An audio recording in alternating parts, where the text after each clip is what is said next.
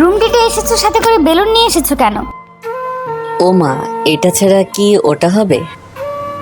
এটা ছাড়া ওটা হবে মানে? আমি বুঝতে পারছি না তোমার কথা। কি বলতে চাইছো তুমি, একটু বুঝিয়ে বলো। আমি বলতে চাইছি রুম ডেটে আসলে এটার দরকার আছে, এটা ছাড়া রুম ডেট অসম্পূর্ণ। অয়নের কথাটা শুনে অধরা চমকে গেল ভীষণ। রুম ডেট করতে এসে অয়ন এসব কী কথা বলছে? কিছুই যেন অধরা বুঝতে পারছে না। অধরা আর অয়নের ভালোবাসার সম্পর্কের বয়স আজ 4 মাস। এই অল্প সময়ের মধ্যেই অয়ন হুট করে অধরাকে ফোর্স করতে থাকে রুম ডেটের জন্যে। অধরা কখনো এসব কিছু করেনি, তাই অধরা জানে না রুম ডেটের আসল মানে কি। অধরা তবুও অয়নকে বারণ করতে থাকে, কারণ অধরা বিয়ের আগে শারীরিক সম্পর্কে জড়াতে চায় না। তাছাড়া এটা তো ভালো চোখেও দেখা হয় না। তবে অয়নের জোর করায় অধরা বাধ্য হয়ে রাজি হয় অয়নের সাথে রুম ডেট করতে। অয়নের বলা জায়গায় আসতেই অধরা দেখতে পায় অয়নের সাথে অন্য কিছু আছে। অধরা জানতে চাইতেই অয়ন অধরাকে রহস্যজনকভাবে এসব কথা বলে, যা শুনে অধরা আরও বেশি অবাক হয়ে যায়। অধরাকে অবাক হয়ে থাকতে দেখে অয়ন প্রশ্নসূচক কণ্ঠে বলে উঠল, কি হলো অধরা, এমন চমকে গেলে কেন? মনে হচ্ছে এর আগে এসব শোনোনি। হোয়াট? কি শুনবো আমি? এই তোমার মাথা ঠিক আছে? কি সব কথা বলছো তুমি? শোনো, আমি জানি তুমি বেশ ভালো করেই জানো আমি কি বলছি আর কি বোঝাতে চাইছি। সত্যি আমি বুঝতে পারছি না তুমি কি বোঝাতে চাইছো। আর তোমার হাতে থাকা জিনিসটা দেখে আমি একটু আঁচ করতে পারছি যে আসলে কি হতে যাচ্ছে। তবে একটু হোক না, সমস্যা কি? আমরাই তো। ছি ছি ছি অয়ন, আমি তোমায় ভালোবাসি আর তুমি কিনা আমার সাথে এসব। অধরার ছি শব্দটা শুনতেই অয়ন খানিকটা রেগে যায়। অয়ন আর অধরার মাঝে তেমন ভালোবাসার সম্পর্ক আছে, ঠিক তেমনি এই শহরে হাজার হাজার সম্পর্ক আছে। আর তারা তো রুম ডেট করছে, এটা তো একটা কমন ম্যাটার। এটা নিয়ে এত ওভার রিয়েক্ট করার কি আছে? অয়ন খানিকটা বিরক্ত নিয়ে অধরার উদ্দেশ্য করে বলতে লাগলো, সমস্যা কি তোমার? হাজার মানুষ করছে, তাদের বেলা তো কোনো সমস্যা নেই, আমরা করলেই কেন সমস্যা হবে? চুপ করো তুমি। এটার মানে বোঝো? মানে তোমায় আমি কি বলবো সেটার ভাষা হারিয়ে ফেলেছি আমি। সত্যি তোমায় বলার মতো কিছুই নেই আমার। তাই না? আজ যদি তুমি কোনো নাটক করো তবে একটা কথা ভালো করে শুনে রাখো, আমাদের মাঝে আর কোনোদিন কোনো সম্পর্ক থাকবে না। তাই না? আজ এই একটা কারণের জন্যই আমাদের মাঝে আর কোনো সম্পর্ক থাকবে না। এটাই কি তবে তোমার ভালোবাসা ছিল? এত কথা আমি শুনতে চাই না। আমার যেটা চাই সেটা যদি দাও তো ঠিক আছে, অন্যথায় সব শেষ। সরি অয়ন, আমি হয়তো ভুল কাউকে পছন্দ করেছি, সঠিক কাউকে পছন্দ করতে পারিনি। আজকের পর থেকে আমি আর তোমার কথা ভাববো না। অধরা কথাটা বলতেই নিচের বোরখা পরে নিল। অয়ন অধরার পাশেই একটা দেওয়ালের সাথে হেলান দিয়ে দাঁড়িয়ে আছে। অয়নের ইচ্ছের কোনো মূল্য হয়তো অধরার কাছে নেই।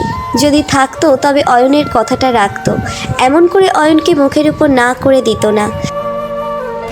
অধরার উপর হয়তো অয়ন জোর করতে পারতো, তবে অয়ন সেটা কখনোই করবে না। জোর করে হয়তো অয়ন অধরার শরীরটা পাবে, তবে মন থেকে কখনোই অধরার প্রিয় কেউ হয়ে উঠতে পারবে না। অয়ন একটা দীর্ঘশ্বাস ফেলে নিজের ব্যাগ নিয়ে রুম থেকে বেরিয়ে যায়। অধরা ঠিক অয়নের পিছনে আছে। অয়নকে অনুসরণ করে এগিয়ে চলেছে অধরা। অধরার মনের মাঝে হয়তো এক বুক কষ্ট লুকিয়ে আছে। মন থেকে ভালোবাসার পর যখন প্রিয় মানুষগুলো সেই মনকে আঘাত করে তখন ভীষণ কষ্ট হয়। সেটা শুধুমাত্র অধরাই বুঝতে পারছে। বোরখার মুখোশের আড়ালে অধরার চোখ থেকে ঝরছে নোনা জল। অধরা নিজের বাড়ি এসে মন খারাপ করে নিজের রুমে বসে থাকে। অধরাকে মন খারাপ করে থাকতে দেখে তার কাজিন নেহা অধরাকে উদ্দেশ্য করে কৌতূহলী কণ্ঠে বলতে লাগলো, কি হয়েছে তোর? এমন করে মন খারাপ করে বসে আছিস কেন? কিছুই হয়নি, এমনিতেই মনটা খারাপ হয়ে আছে আমার। সত্যি কথা আমায় বলবি না তাই তো? কেন বলবি? আমি তোর কে যে তোর মনের ব্যথা আমার সাথে শেয়ার করবি? তুইও আমার সাথে এমন করবি? আচ্ছা, আমি কি কোথাও শান্তি পাবো না? জানিস অয়ন আজ আমায় ছেড়ে গেছে, তা একটা ছোট্ট ব্যাপার নিয়ে। মানে কি বলছিস তুই? অয়ন তোকে ছেড়ে যাবে কেন? ও তো তোকে ভালোবাসে, আর ওকে দেখে তো মনে হয় না ও ফালতু কোনো ছেলে। এমনটাও কি করে করতে পারলো? আরে আজকাল দেখে সব বোঝা যায় না। আমি সত্যি করে ওকে ভালোবাসায়, আর দিন শেষে ও নিজেই আমায় ঠকালো। আচ্ছা আমায় বলতো কি হয়েছে?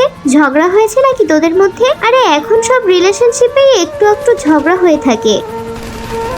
ঝগড়া না, অনেক বড় একটা কাহিনী হয়েছে, শোন তবে।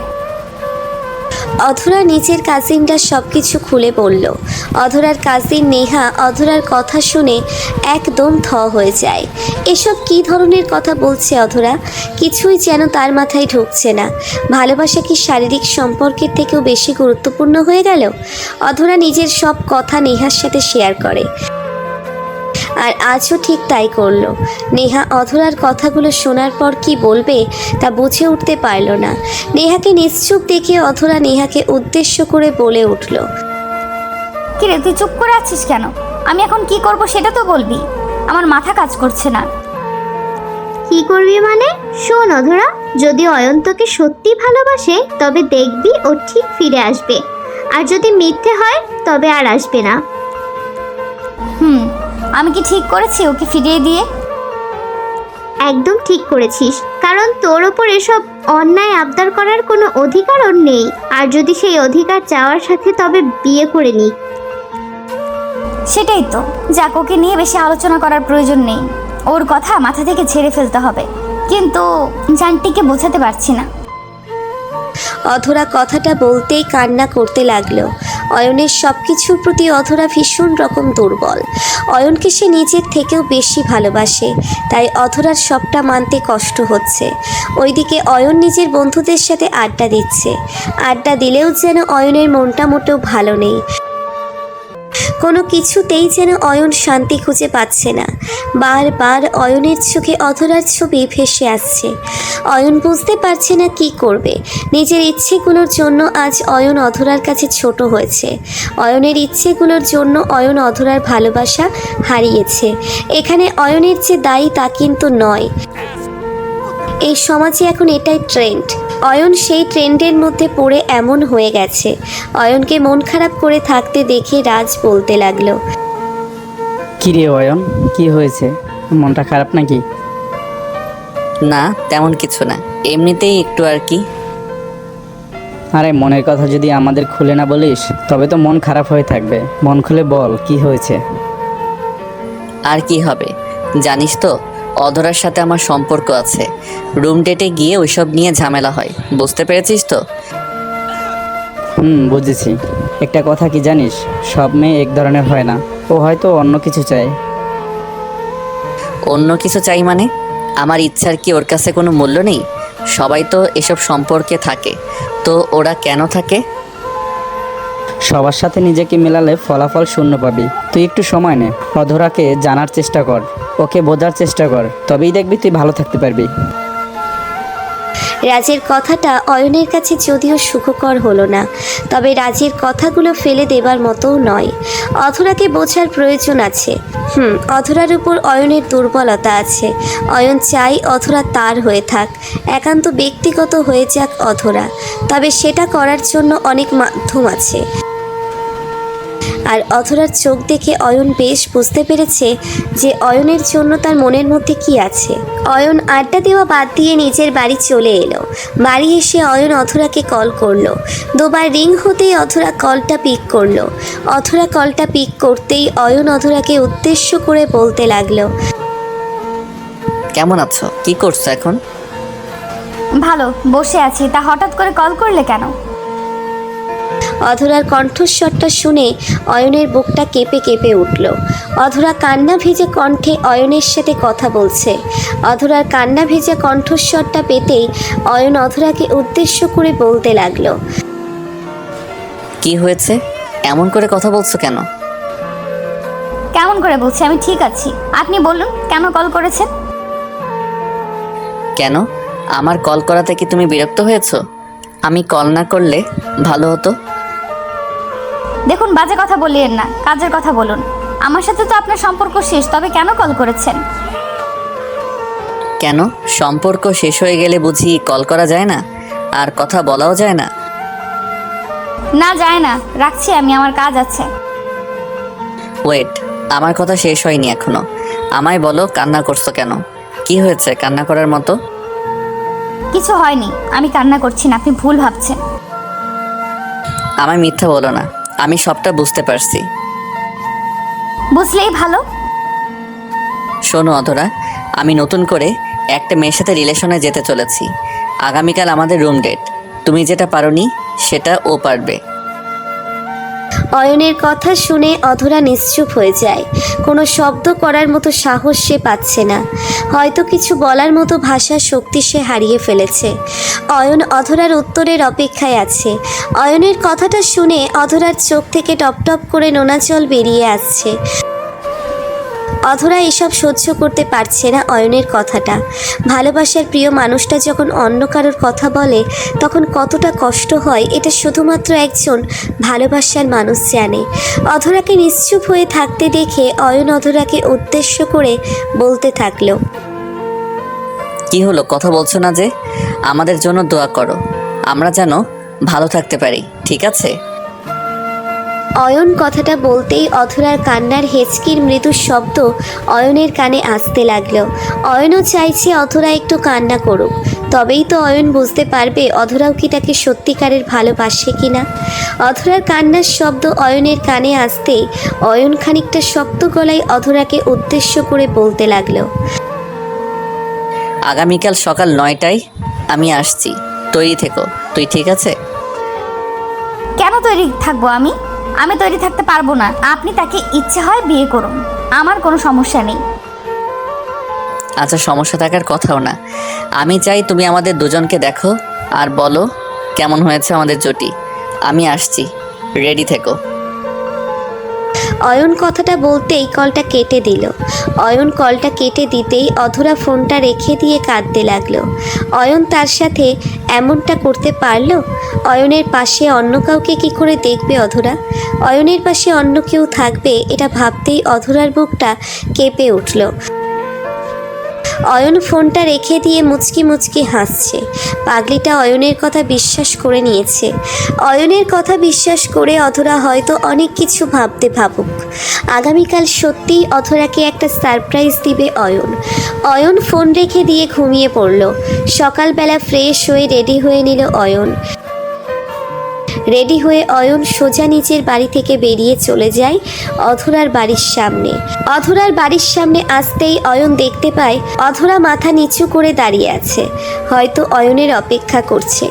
অয়ন অধরার কাছে আসতেই অধরাকে উদ্দেশ্য করে বলতে লাগলো, আরে এত তাড়াতাড়ি চলে এসেছো কেন? আমার তো একটু লেট হয় জানো না। কোথায় আপনার হবু স্ত্রী?